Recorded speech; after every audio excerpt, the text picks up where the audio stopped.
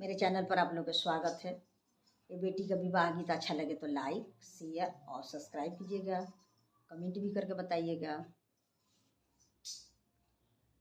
बाजावा ले ले बजनिया भैया हो, डोलिया ले ले कहाँ। बाजावा ले ले बजनिया भैया हो, डोलिया ले ले कहाँ। छातावा ले ले आपन हो भैया, बहिनी संगमा जास। छातावा ले ले आपन हो भैया, बहिनी संगमा जास। एक कोसे गईले डोलिया, दुई कोसे जास।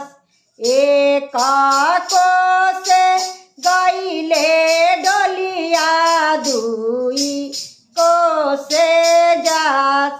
पारा दाऊ ठाई जब देखलिया पन भैया हमार। पारा दाऊ ठाई जब देखली कवन भैया हमार। फिरी जाहू फिरी हो जाहू भैया हो हमार। फिरी जाहू फिरी हो जाहू भैया हो हमार। आमारहिया देखत होई है दिहा समुझाए। मम्मी रहिया देखत होई है दिहा समुझाए। ऊँची एरा हो चरियामा हो नीरे खली। ऊँची एरा हो चरियामा हो नीरे खली। कहाँ छोड़ी आइला ए बबुआ, बबुनी हमार। कहाँ छोड़ी आइला ए बबुआ, बिटिया हमार।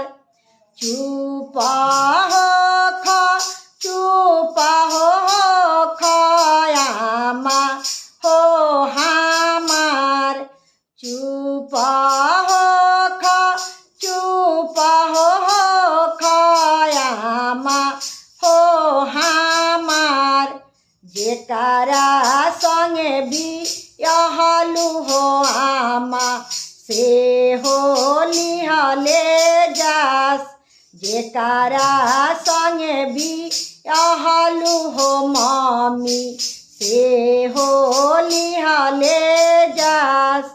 बाजावा ले ले बजनिया भैया हो, डोलिया ले ले कहाँ। बाजावा ले ले बजनिया भैया हो, डोलिया ले ले कहाँ। छातावा ले ले आपन हो भैया, बहिनी संगमा जास।